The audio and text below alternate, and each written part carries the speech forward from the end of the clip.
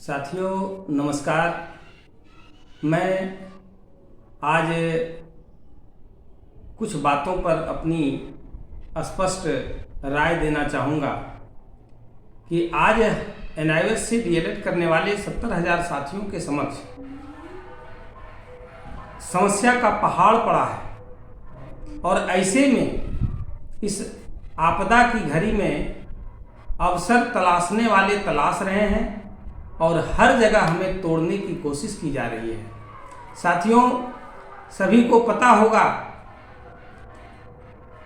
कि पिछले एक महीने में जो संघ संगठन के लोगों के द्वारा दुकानदार भाई के का नींद जो है वो उड़ चुका है, इसलिए कि 70,000 पीड़ित साथी हम जाग चुके हैं। हमें अपनी समस्या से कैसे निजात पाना है, इसके लिए हम लोगों ने कमर कस लिया है। लेकिन कुछ लोगों को पेट में दर्द हो रहा है, हमेशा हमें तोड़ने की कोशिश कर रहे हैं। याद कीजिए, पिछले एक महीना में क्या क्या लोगों के द्वारा नहीं कहा गया, कौन कौन सा प्रयास नहीं किया गया हम लोगों को तोड़ने के लिए। हमें पहले न्यायालय नहीं जाने की बात कही गई, हमें तोड़ा गया विभिन्न डेटों में कि 22 मई वाले को कोई परेशानी नहीं है, 18 सितंबर वाले को परेशानी है, उसके बाद वाले को परेशानी है। अभी समय है ऊर्जा को संरक्षित करके न्यायिक लड़ाई लड़ने का, एकजुट रहने का। लेकिन ऐसे समय में हमें तोड़ने की साजिशें जारी है। लेकिन हम सभी 70,000 NIOS से DLED करने वाले पीड़ित साथी कमर कस करके तैयार हैं, नियम अधिनियम की लड़ाई लड़ने को तैयार हैं। मैं पिछले 26 फरवरी 2023 को पटना गांधी मैदान में अपने संबोधन के दौरान सारी चीज़ों को सभी के समक्ष रखने का प्रयास किया। हमने स्पष्ट कहा कि हम लोगों की लड़ाई, हम लोग जो न्यायिक लड़ाई लड़ने जा रहे हैं वो RT अधिनियम 23(2) के पक्ष में, कि RT अधिनियम 23(2) के तहत हम सभी साथी NIOS से DLED किए हैं, प्रशिक्षण प्राप्त कर लिए हैं। हमें मानना होगा हम NIOS से DLED करने वाले कोई भी साथी सुरक्षित नहीं है। इसलिए नहीं है कि सबों का प्रशिक्षण प्राप्ति की तिथि जो मुद्रण की तिथि है वो बिहार सरकार शिक्षा विभाग मान रही है 31 मार्च 2019 के बाद की तिथि। अब लोग जो है अवसर के तलाश में हैं, तरह तरह का भ्रम फैला करके हम लोगों को दिग्भ्रमित करने के प्रयास में लगे हैं। कोई कहते हैं लैंग्वेज एक्टिंग करके लोगों को बहकाने में लगे हैं। पंकज एंड टीम पीड़ितों का समूह है, ये लैंग्वेज एक्टिंग नहीं करते हैं, ये रियल एक्टिंग कर रहे हैं, रियल फैक्ट पर बात कर रहे हैं, नियम और अधिनियम की बात कर रहे हैं, नियम और अधिनियम की चर्चा करते हैं। साक्ष्य के आधार पर हम अपनी न्यायिक लड़ाई लड़ने जा रहे हैं। ऐसे समय में अगर आपको मदद नहीं करना है तो कम से कम मौन रहिए ना। क्यों तोड़ते हैं, क्यों जानकारी के अभाव में आप अपना ज्ञान बांट रहे हैं? पहले जानकारी लीजिए। अभी एक व्हाट्सएप पर मैसेज आया है, पता नहीं कौन साथी लिख दिए कि मुख्य पिटिशनर का जो रिजल्ट आया है वो 22 मई 2019 के बाद आया है। मैं पटना गांधी मैदान में भी सबों के समक्ष चैलेंज किया था कि मेरा भी रिजल्ट 31 मार्च 2019 को ही आया है और हम भी 31 मार्च 2019 के तिथि से ही प्रशिक्षित हैं। हमने भी RT अधिनियम 23(2) के तहत सब कुछ किया है। तो आप लोग हमारे साथी और हमें दिग्भ्रमित करने का प्रयास नहीं करें, हम दिग्भ्रमित नहीं होंगे। पंकज कुमार जो मुख्य पिटिशनर है, उनका व्हाट्सएप ग्रुप पर वायरल हो रहा है ऑनलाइन मार्कशीट, और इस मार्कशीट में इनका भी पासिंग जो year and examination month of examination है वो देख लीजिए, मार्च 2019 ही है। 22 मई वाले का भी मार्च 19 है, हमारा भी मार्च 19 है। और सभी साथियों का मार्च 19 है, तो आप इस तरह से ये घटिया काम करना छोड़ दीजिए, लोगों को भ्रमित करना छोड़ दीजिए कि मुख्य पिटिशनर 22 मई वाला नहीं है। अरे भैया, हम लोग जो केस किए हैं वो केस आरटी अधिनियम 23(2) के मानने के लिए किए हैं कि आप उनके अनुरूप एमएचआरडी भारत सरकार एनसीटी के निर्देशों का पालन करते हुए एनआईएस ने करवाया।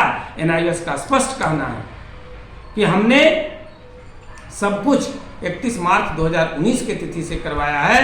बाकी जो भी लोग अगर प्रशिक्षित हुए हैं उनके अंक पत्र और मूल प्रमाण पत्र पर अंकित तिथि है, न कि परीक्षा फल प्रकाशन की तिथि है। वो अंकित तिथि मुद्रित तिथि है। अभी हमारा ऊर्जा बर्बाद किया जा रहा है, हर दिन कुछ न कुछ एक नया आरोप लगाया जा रहा है। आरोप लगाने वाले सावधान हो जाइए। आप आरोप लगा रहे हैं, हम सभी 70,000 पीड़ित साथी दिग्भ्रमित नहीं होंगे। हम लोगों को पता चल गया है कि आप लोग शिक्षकों के रहनुमा नहीं हैं, आप ही लोग हम लोगों के दुश्मन हैं। इसलिए तो हम लोग शुरू से किसी भी संघ संगठन से कोई दोस्ती नहीं, कोई नजदीकी नहीं, हम लोग सबसे समान दूरी बनाते हुए और अपनी लड़ाई को आगे बढ़ा रहे हैं।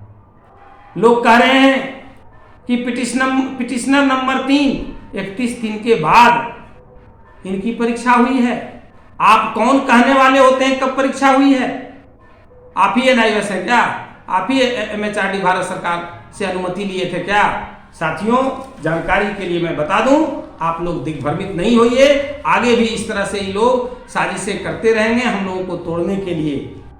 जो एसवाईसीटी वाले हैं जिनकी परीक्षा 31 मार्च 2019 के बाद जो ली गई थी, एनआईएस अपने मन से नहीं लिया है, गलती एनआईएस की है।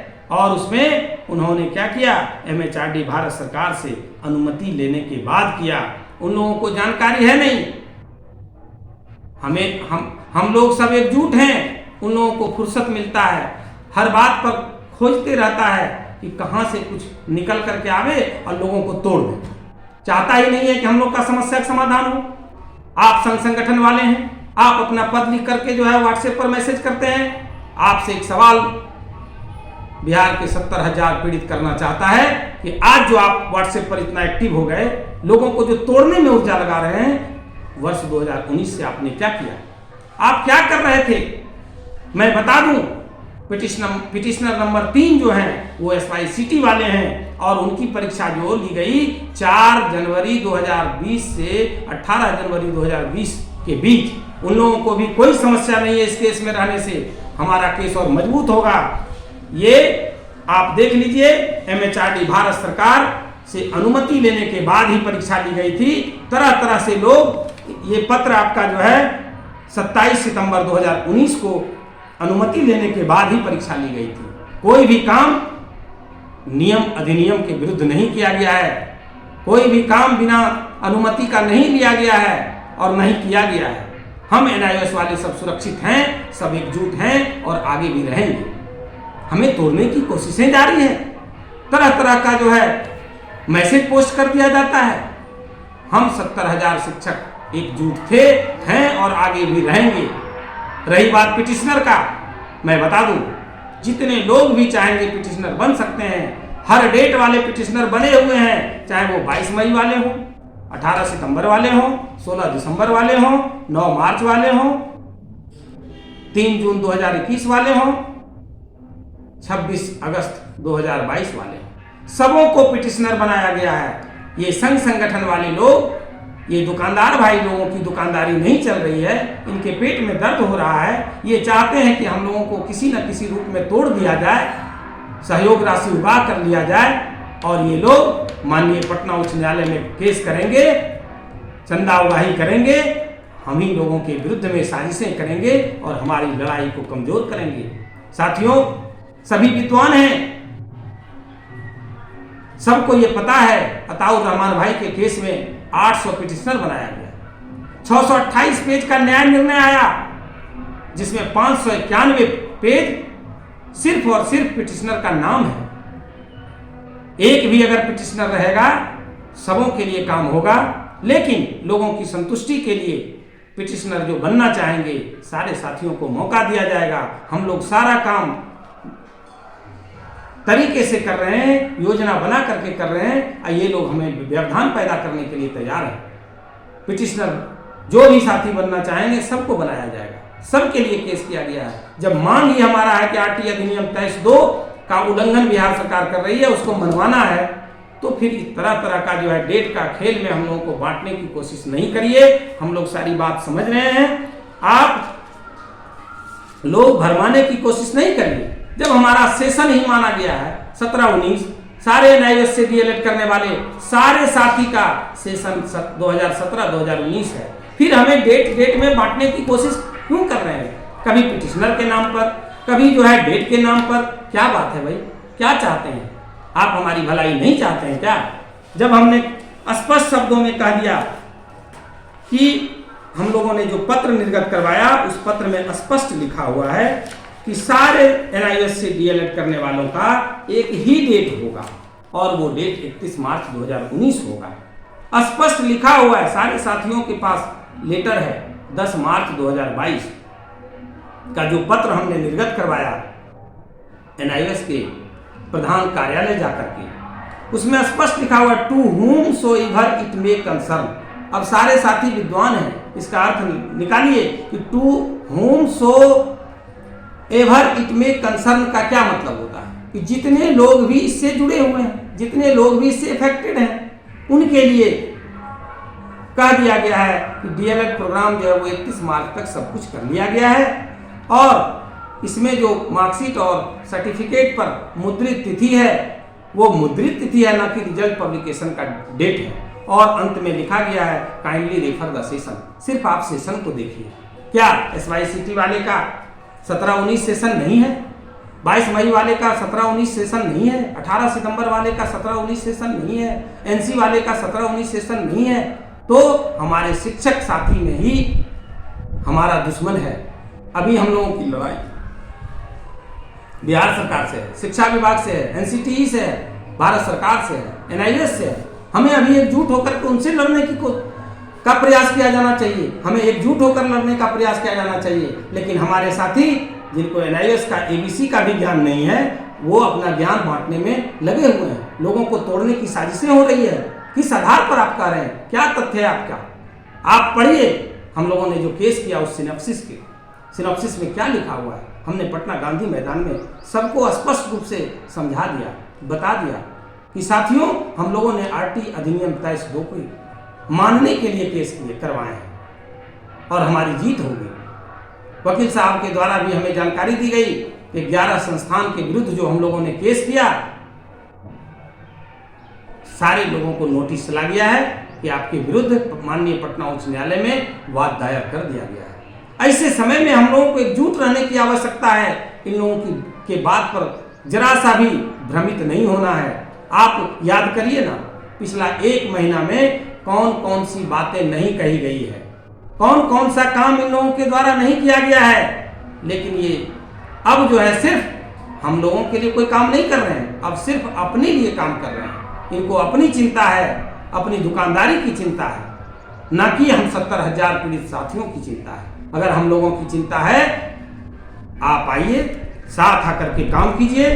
सारा काम यहाँ पारदर्शी हो रहा है, क्योंकि हम लोगों का पीड़ित साथियों का मूल मंत्र ही है एकजुटता, पारदर्शिता, विश्वसनीयता।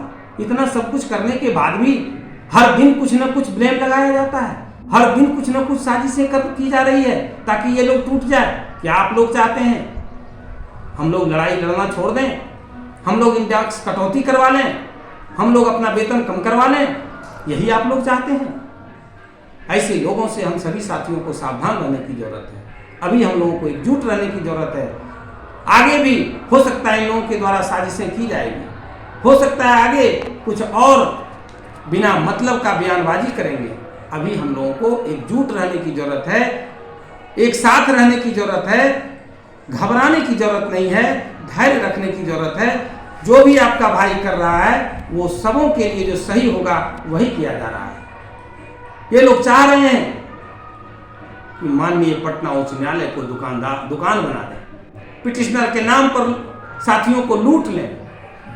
मैं आगाह करता हूं वैसे लोगों को कि आप सावधान रहिए, और सारे साथियों को भी अनुरोध करता हूं कि आप सजग रहिए। आप इन लोगों को पहचानिए कि ये लोग हर दिन कुछ न कुछ ब्लेम लगा रहे हैं। पहले तो कहते थे 22 मई वाले सुरक्षित हैं, आप ही ये सोचिए कहते थे कि नहीं कहते थे। आज सुरक्षित हैं? उन पर कार्रवाई हो रही है कि नहीं हो रही है? पत्र निकलता जा रहा है और ये लोग राजनीति करते जा रहे हैं। इसलिए मैं पुनः चाहूंगा कि सारे साथी एकजुट रहिए। सब कुछ का तर्क, सब कुछ का साक्ष्य, प्रमाण माननीय पटना उच्च न्यायालय में समर्पित कर दिया गया है। शिक्षक हैं, कोई जज बन जाते हैं, कोई वकील बन जाते हैं, कोई न्याय निर्णय दे देते हैं, कोई इम्प्लीमेंट भी करते हैं। मैं प्रत्येक दिन व्हाट्सएप पर देखता हूं कि लोग तरह तरह का साजिश कर रहे हैं। इन के साजिशों से बचना है, दिग्भ्रमित नहीं होना है। सारे साथी निश्चिंत रहें। जब नियम अधिनियम की बात है, फिर जो है इस तरह की बात क्यों करते हैं? आप लोगों से मैं पुनः गुजारिश करता हूं कि इस विपदा की घड़ी में आप लोग धैर्यपूर्वक रहें, एकजुट रहें, सहयोग करें।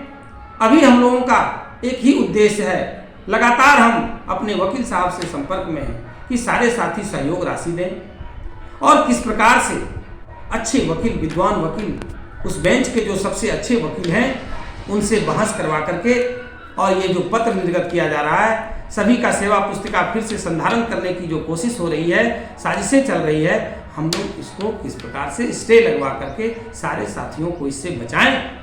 लेकिन कुछ लोग मदद करने के बजाय हमें नुकसान पहुंचाने का काम कर रहे हैं। हम लोगों को उनसे बचना होगा। मैं विश्वास दिलाता हूं कि अगले कुछ दिनों में होली के बाद जो हमारा सुनवाई का जो तारीख मिलेगा, उस तारीख में जो सबसे अच्छे वकील होंगे, आप लोगों से राय लिया जाएगा। राय लेकर के जो सबसे अच्छे वकील होंगे उनसे बहस करा करके सबसे पहले अभी जो कार्रवाई हो रही है उस कार्रवाई से लोगों को बचाना है, न्यायालय से स्टे लगवाना है। यही हमारा उद्देश्य है। इसलिए सभी साथी बेहिचक होकर के, निसंदेह होकर के, अपना भाई पर विश्वास करके सहयोग राशि सहयोग करें। मैं विश्वास फिर से एक बार दिलाता हूं, मैं आप लोगों से वादा करता हूं कि आपका भाई कभी भी एक पैसा भी आपका व्यर्थ में खर्च नहीं करेगा। मैं इतना जानता हूं कि भाई और बहन से चोरी निर्धन या कोड़ी। इन्हीं चंद शब्दों के साथ मैं आप सभी साथी को नमस्कार करता हूं। धन्यवाद।